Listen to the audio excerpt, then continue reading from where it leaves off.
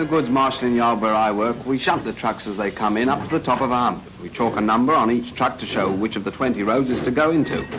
Then we uncouple it and let it roll down. Thousands of goods wagons a day are sorted like this, to and from all parts of the country, carrying everything from eggs to ammunition. My name's Joe Black. I'm what's called a wagon chaser. That is, I brake the trucks on the run so that when they arrive out on the road, they don't smack up too hard behind the others. It's pretty hard work, but it's all right when you get the knack of it, and it keeps you on your toes. The day the incident I'm going to tell you about happened, I threw over the stick to Jimmy Coxon on West Hump at the end of an afternoon shift. I live near the yard. Moved out there when I got married so as to be on top of the job.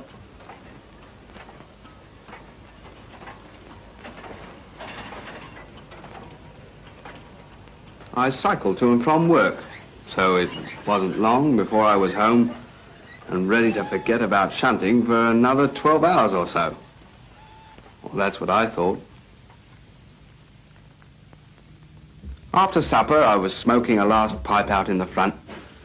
It was a perfect night for an air raid, and an alert had gone early, but the marshalling yard does a 24-hour-a-day job and carried on as usual. Charlie Simmons was taking down wagon numbers on Road 15 when the trouble started. A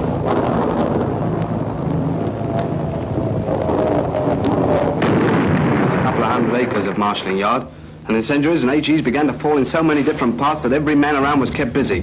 To make matters worse, the main supply and the hydrants were hit, and in some parts of the yard there was no water pressure. Over on the west side, Charlie and his mate grabbed buckets and stirrup pumps and tackled their fire. They knew they had to do something quickly, because it was a fast-burning load of wheat. But when they ran up to it, they got the shock of their lives.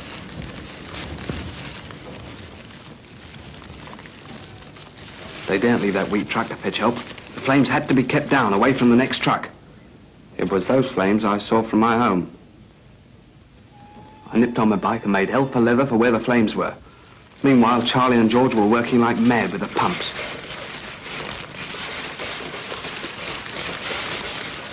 Hello, Joe. We're trying to keep it away from the ammunition. We must shunt them apart. I'll get an engine. Keep pumping. The loco shed is across the main line. It seemed miles away that night, but I got there and managed to collect an engine and a crew. Give me the mainline signal box.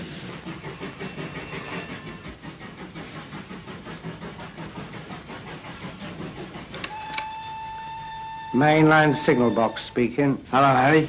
Listen, I've got an urgent shunt to make across to number 10. Okay, Joe. Take number 3 across the main down the west siding and back into number 10. And I wish you the best of luck. Right, let's go.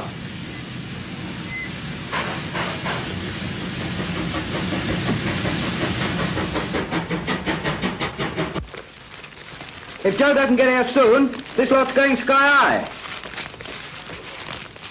Well, I've made a few footplate rides in my life, but never one that seemed as long as it was that night. We fair burned across those tracks, but all the time I had that other fire in mind, and the things dropping around it. Harry up in the box had to stay put. He always has to. And he cleared the roads for a straight run across. Charlie and George were pumping their guts out. They were fighting a losing battle, and the flames and sparks were getting nearer and nearer the ammunition truck. A minute before we arrived, the worst happened. The ammunition truck caught. We backed the engine in as gently as we could. We didn't want to disturb anything. Hurry up! And were Charlie and George glad to see us.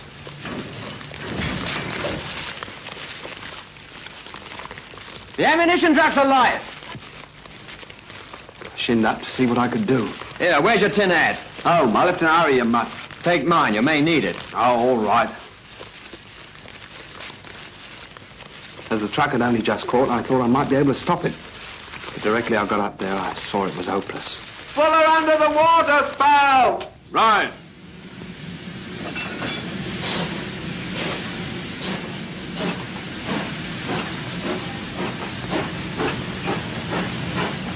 If she goes up now, he's a goner. I was taking a chance on that water spout being okay. The water columns are fed from a different main to the hydrants, but had that been damaged by bombs too? That's what we didn't know. And that fire was beginning to get a hold.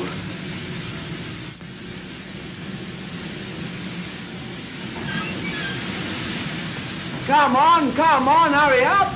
Coming.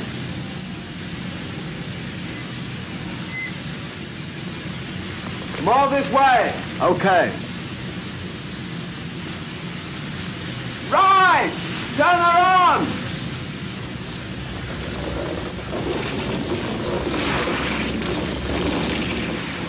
Our luck was in. Blimey, I've never been so glad to see water in all my life. In a few seconds, we doused her down until there wasn't a fizzle left. And a lot of people round about felt more comfortable.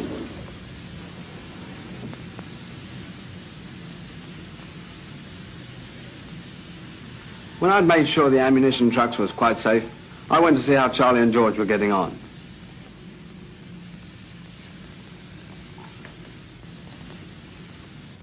Next day, the marshalling yard was working as usual. We've got to get the trucks through whatever happens. You may grumble a bit when there's a delay, but don't worry. A little thing like a blitz doesn't hold up a marshalling yard for long.